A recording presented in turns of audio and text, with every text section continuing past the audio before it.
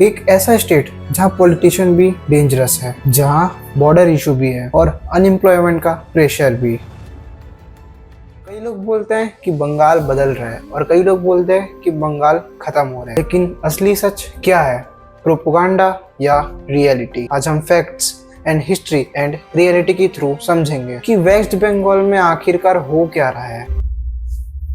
देखो, इंटरनेट में बंगाल को लेकर एक्सट्रीम ओपिनियन निकल रहे हैं कि बोलते हैं बंगाल इंडिया का नेक्स्ट बिग इकोनॉमिक हब बन सकता है, तो कोई बोलता है यहाँ लॉ एंड ऑर्डर कोलैप्स हो रहा है। इसलिए हम इस वीडियो में इमोशनल नहीं, लॉजिकल अप्रोच लेंगे, पॉलिटिक्स साइड में रखेंगे एंड फैक्ट्स को लीगल लैंग्वेज में समझेंगे। बंगाल की इंपॉर्टेंस। वेस्ट बंगाल इंडिया का सबसे मोस्ट इम्पोर्टेंट स्टेट में से एक है। कोलकाता, जो कभी ब्रिटिश इंडिया की कैपिटल थी, कल्चर, लिटरेचर और कभी आर्ट्स का पावर हाउस माना जाता था कोलकाता। यहीं से रिवॉल्यूशन निकले, यहीं से मेजर और इंटेलेक्चुअल मूवमेंट्स आए एंड बंगाल का कंट्रीब्यूशन इंडिया की आइडेंटिटी में सबसे बड़ा है। लेकिन फिर धीरे धीरे प्रॉब्लम स्टार्ट होने चालू हो गई थी। 1970 के बाद इंडस्ट्रीज शिफ्ट होने लगे अपनी अपनी जगह में। कई फैक्ट्रियां बंद हो गई हमेशा के लिए एंड प्राइवेट इन्वेस्टमेंट कम हो चुके थे बिल्कुल भी। सो इससे मेन रिजल्ट ये निकला कि जॉब्स की वैल्यू पूरी कम हो गई। आज भी बहुत सारे यंग पीपल दिल्ली, पुणे, हैदराबाद, बेंगलोर यहाँ शिफ्ट हो रहे हैं अपनी जॉब अपॉर्चुनिटी के लिए। अब आते हैं हम अपने सबसे कंट्रोवर्शियल टॉपिक के ऊपर में। वेस्ट बंगाल की बॉर्डर बांग्लादेश से कनेक्टेड है और इसी वजह से बंगाल की इम्यूनेशन की न्यूज बार बार हमारे इंटरनेट में आती रहती है एंड ये टॉपिक हमेशा हाईलाइटेड रहता है हमारे न्यूजों में।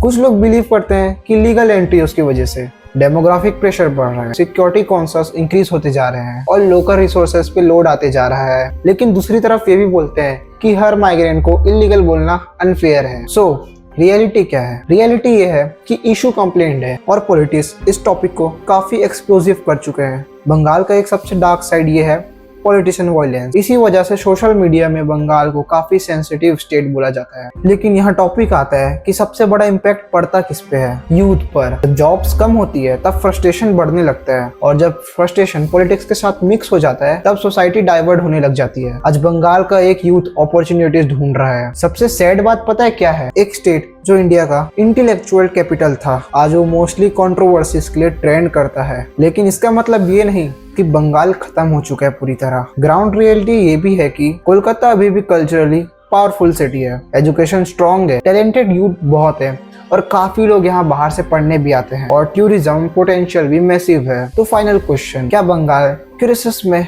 है? आंसर ब्लैक एंड व्हाइट नहीं है। प्रॉब्लम्स भी रियल है, पॉलिटिशियंस भी एग्रेसिव है, बॉर्डर डिबेट भी रियल है, अनएम्प्लॉयड भी कॉन्कर्न है। लेकिन इंटरनेट में आपको जो इमेज दिखाई जाती है वो पूरी तरह ट्रूथ भी नहीं है। बंगाल एक कॉम्प्लिकेटेड स्टेट है जिसको समझने के लिए हेडलाइंस की कोई जरूरत नहीं है, उसके लिए आपको डेप्थ में जाना होगा। सो मैंने आपको कुछ ऐसे टॉपिक्स बताई है जिससे हमको यही लगता है, जो हमको इंटरनेट में इमेजेस दिखाए जाते हैं, जो प्रोवाइड करे जाते हैं, जो रील्स में हम देखते हैं ट्रेंडिंग में, वो कहीं ना कहीं एकदम रियल नहीं होते हैं। कहीं ना कहीं यहाँ फेक्स लाइक इमेजेस होती है। एंड बंगाल इतना भी एकदम वियर्ड स्टेट नहीं है हमारे इंडिया का जिसको आपने इंटरनेट में इतना वायरल कर दिया है एंड ट्रेंड में चलता है हमेशा न्यूज के कारण। इफ आपको ये वीडियो पसंद आई होगी तो नेक्स्ट वीडियो जल्दी आने वाली है। मैं काफी अच्छे वीडियो टॉपिक्स में लाने वाला हूँ। लेकिन मैंने कुछ दिनों पहले वीडियोस डाले हुए हैं बट मेरे को ऐसा लग रहा है कि उसमें रिस्पॉन्स नहीं आ रहा है, जस्ट बिकॉज मैं काफी डेप्थ में रिसर्च करके वीडियो नहीं बना रहा हूँ। सो आज की हमारी ये बंगाल वाली वीडियो मैंने काफी रिसर्च करके बनाई है एंड मैंने काफी छोटे सिंपल लैंग्वेज में आपको समझाने की कोशिश की है।